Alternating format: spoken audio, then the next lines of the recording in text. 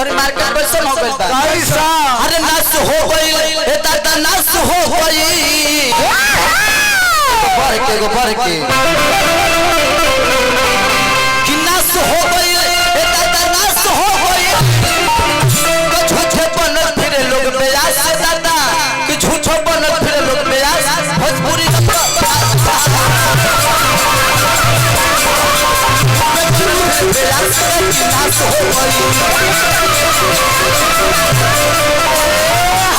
Market में का होगा तो पंकज भैया का झूठो के लोग ब्यास बनता आ भोजपुरी के डुबा देले बा पहले के गीत रहे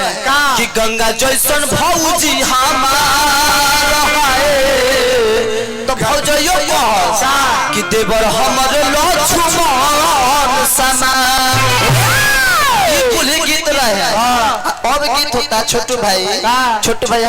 हमरो नाम छोटू है और नाम छोटू है हमार मित्र हम बहुत तरह के पुरस्कार देने हार्दिक अभिनंदन करे ई कुल गीत रहे चाचा जी आये घरे गीत बजता आये घरे गीत बजता देवरा के देरी न का दो कथी तो तब मरले बा पैना से पहले देवर भौजाई कैसन रिश्ता रहे अब का दो कुछ नहीं के देता का दो पैना से मारो कोहे में का कोई सुनहु में लाज लगे बबुआ और कवि के लिखल बात है बबुआ का कि अपने आप के पावर स्टार पवन सिंह गिना दे हो कि अपने आप के पावर स्टार पवन सिंह गिना दे बिना दारू पियले सच पर न लादे तो लड़के के फेरा में गलती न किया बिना दारू पियले पवन सिंह स्टेज पर ना आई अब कोई कि हम ही पावर स्टार हैं कि अपने आप के पावर स्टार पवन सिंह गिना दे बिना दारू पियले स्टेज पर न लादे अक्षरा सिंह उनकर गर्लफ्रेंड के गिनाई तो एगो दुगो ना 1000 हो गई कि लड़की के चक्कर में होता रोज तलाक कर देता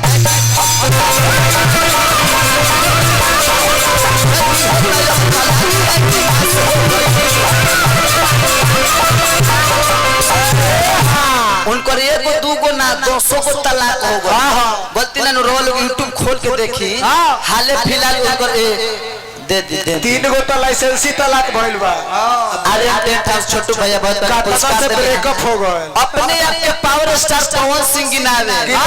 वही स्टेज पर आए जंघा ठोके कि मैं हूं पावर स्टार भोजपुरी के लिख लगाया हुआ मेरा है अच्छा गलती ना पंकज भैया यदि भोजपुरी में ओकर लिख लगावल ओकर ह तो हमनी के जहां से सुनत नहीं तक गाते भिखारी बाबा के का दो भोजपुरी को उत्पत्ति कोइल है बेटी बेचवा के पाट खेल के भिखारी बाबा आ भोजपुरी के महसूस कोन कोई नहीं ओकरे बाद गायत्री बाबा के एकरा के आगे बढ़ाई नहीं ओकरे बाद में हमनी के गावत नहीं स आ पवन सिंह के स्टेज पर कहता कि हम पावर स्टार हैं का गायत्री बाबा वो लोग पागल है का कि अपने आप के पावर स्टार पवन सिंह गिनावे अब बिना दारू पियले स्टेज पर न लावे बबुआ करो जो हो खता तलाश गए कि नाश हो गई जो हो खता तलाश गए कि नाश हो गई तने ना भैया औरी का एगो गोलू राजा को ब्यास हां चीनी के बोरा पारवा ओकरा के हम कहिला भोंदू राजा हमरा के त कोई को मैसेजो कइले बा के छोटू भाई एगो तू ढोड़ी में लाठी फसावेला गीतवा गइले बार हमरा के भेज दे गोलू राजा जी मोबाइल में दिखा दिया तनी होनी के उहारा के पारा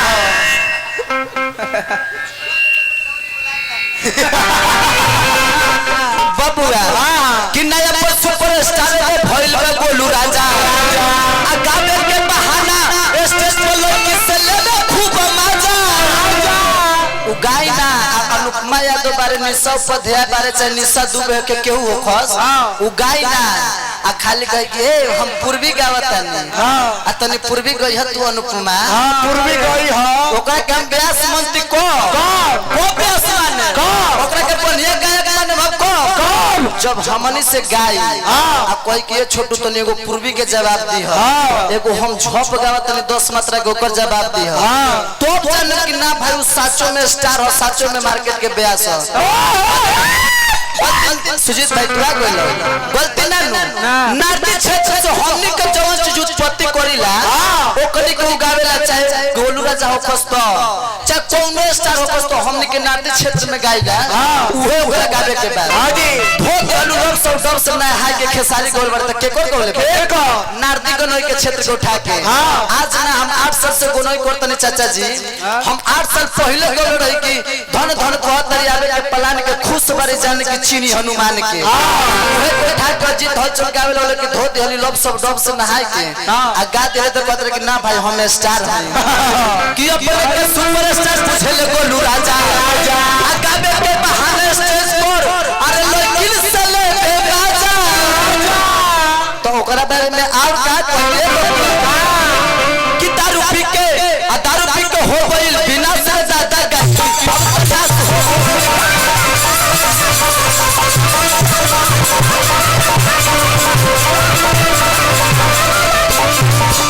अतने ना और कभी लिखले बारे एगो हमरा नारदी क्षेत्र के अरविंद सिंह अभियंता बारे स्टेज पर आयो कर प्रोग्राम बानी तो कही ना कि है भोजपुरी में केहू नहीं के अरविंद सिंह अभियंता जो गावे बारे ओ मोय व्यास गावता अब भर रात में जो गलती नहीं खींच को चाचा जी रिकॉर्डिंग कर ली अरविंद सिंह अभियंता के काले बुलाई अगर भर रात में अगर एको गो बात ना बोली तो मोय टेंट आ ऊपर देहारी सारा पैसा तो हम जुर्माना दे के जाए और भी तो अभियंता नारदी में गिनावे नंबर 1 बबुआ एगो बारे कि अरविंद सिंह अभियंता नारदी में गिनावे नंबर 1 अब बिना गाड़ी देवले ऊपर प्रोग्राम नहीं जोबे छोटे बन फिर बेला सादा नाच हो गई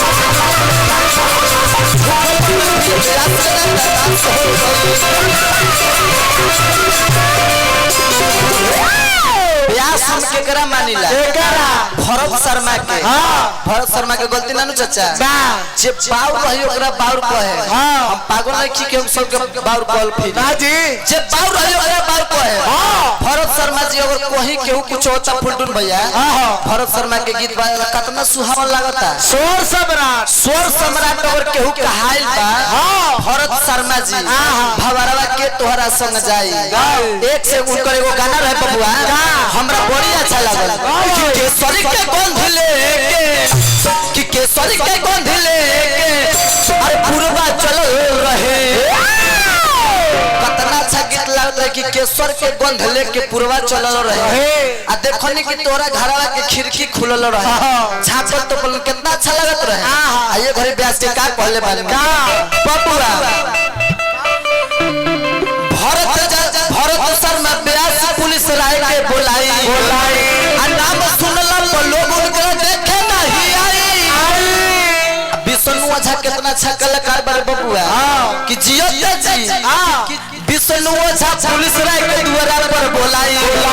आ नाम सुनला पर लोग देखे नहीं आई तो जियत जी मर गइले भरत शर्मा ब्यास दादा का 50 हो गई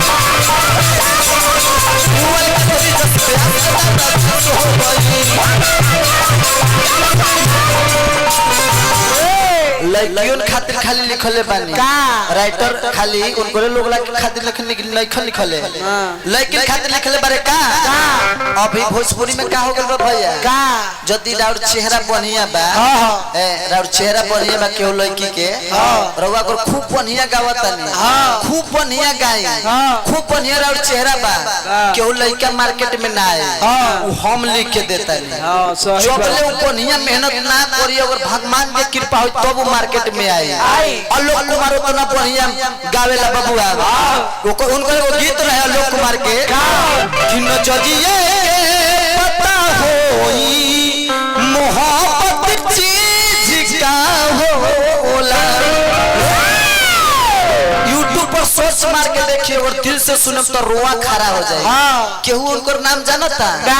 ना, लेकिन घरी लड़की के तनका चेहरा सुनर हो जाता है। हाँ हाँ तो प्रमोटर लोग ओकर खाली चेहरा देख के ओकरा के प्रमोट कर देते हैं। ओकर हम खूब बढ़िया गायब चाचा, लेकिन हम मार्केट में ना जाए, वो हम लिख के देता है। हम फिल्म में ना जाए, लेकिन केहू लड़की के खूब बढ़िया सुंदर चेहरा बा, बेसुरो गाई, देखी ना काली वो स्टार हो जाए। ए बबुआ का हो लड़कियन के बारे में हम कहता ना बताई, गाबे के लूर लइखे तब वो मार्केट में आई। त यही देखी सोचितवा छोटो पीटे माथे रे दादा गाय के अब तनास हो गई।